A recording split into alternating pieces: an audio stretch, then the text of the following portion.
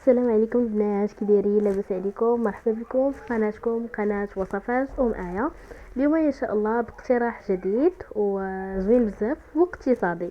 المهم اليوم غادي نحضروا معكم كيك المول العجيب. نبداو على بركه الله في المقادير وطريقه التحضير في نفس الوقت.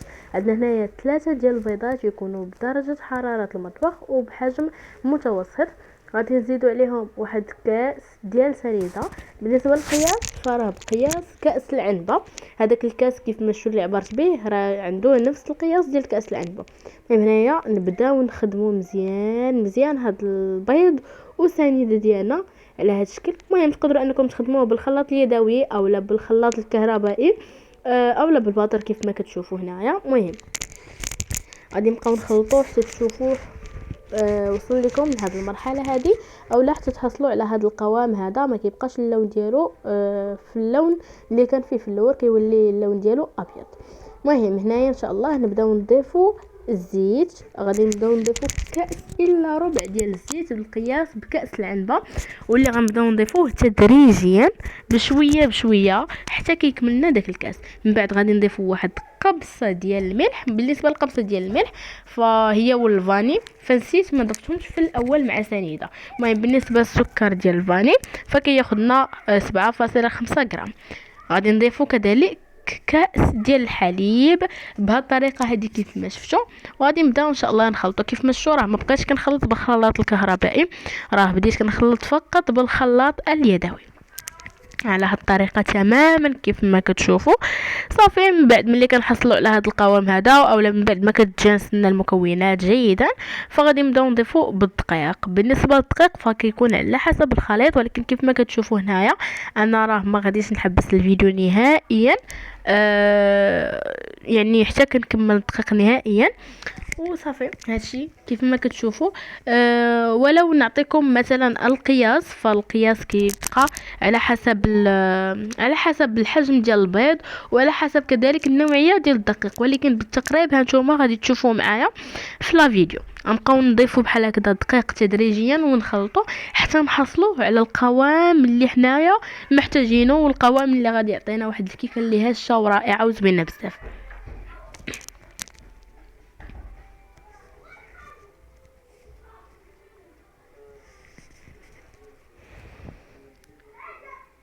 بهذه الطريقه تماما. ومن بعد غادي نضيفوا واحد 2 ساشي ديال بيكين باودر اي خميره الحلويات. المهم اللي كتعدلنا 8 غرام. غادي نخلطوها حتى هي مزيان مع داك الدقيق ديالنا اللي كنا حصلنا عليه. صافي بحال هكذا على هذا الشكل كيف ما كتشوفوا. ومن بعد غادي نضيف واحد المكون اللي هو صراحه رهيب وزوين زوين زوين بزاف بزاف، واللي كيعطينا واحد الهشه، كيعطينا واحد الشكل الكيك ديالنا رائع بزاف بزاف. المهم هانتوما غادي تشوفوه معايا دابا ان شاء الله.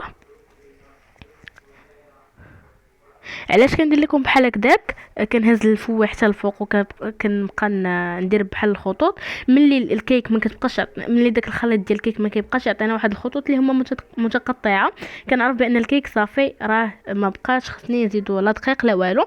والمكون اللي قلت لكم فهو هذاك راه ملعقه ديال الخل فكيعطينا واحد الهشه رائعه وزوينه زوينه زوينه بزاف الكيك ديالنا. صافي الكيك صبيتو في المول ديالنا وغادي ندخلو الفران اللي كان ديجا مشعله على درجه حراره 180. المهم هنايا بالنسبه للكريمه هاي نسيت ما وريتش لكم من الاول، ولكن ماشي مشكل نقول لكم هنايا شنو درت فيها. فخديت 3 المعالق ديال كريم باتيسير، زدت معاهم 4 المعالق ديال سكر سنيده. بالنسبه للسكر سنيده فكيبقى اختياري، واحد نصف لتر ديال الحليب، معالق ديال الكاكاو.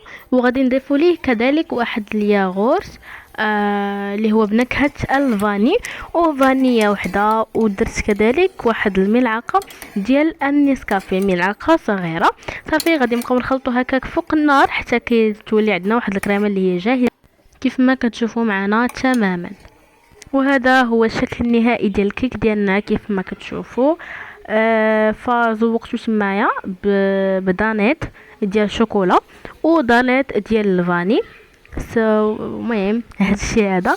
وبالنسبه للزواق فحاولت ندير زواق على شكل ملفاي، درت خطوط كل خط في لون كل خط في لون صافي حتى، ومن بعد جريته بالسكين او بكيردون حتى كيعطينا هاد الشكل تماما كيف ما كتشوفوا. الكيك صراحه راه كتجي رائعه، كتجي زوينه بزاف، كتجي هشيشه. وكيف ما العاده فالتزيين فكيبقى اختياري وعلى حسب الرغبه وعلى حسب المتوفر في البيت ديالكم. وهنايا كنكون وصلنا لاخر الفيديو، نتمنى انه يكون الفيديو نال الاعجاب ديالكم. وإلا عجبكم من طبيعه الحال ما تنساوش تفعلوا زر الجرس وتابوناو في لاشين باش ان شاء الله نبقاو نحط لكم وصفات جديده ووصفات اللي يكونوا زوينين واقتصاديين، هذا هو الاهم. مهم غير باش تكون في العلم فراه لاشين فراه باقه ديال ماما، فانا غير اليوم قلت علاش لا ما صورش لكم انا هاد الفيديو هذه. وبسلام عليكم، فيديو مقبل ان شاء الله.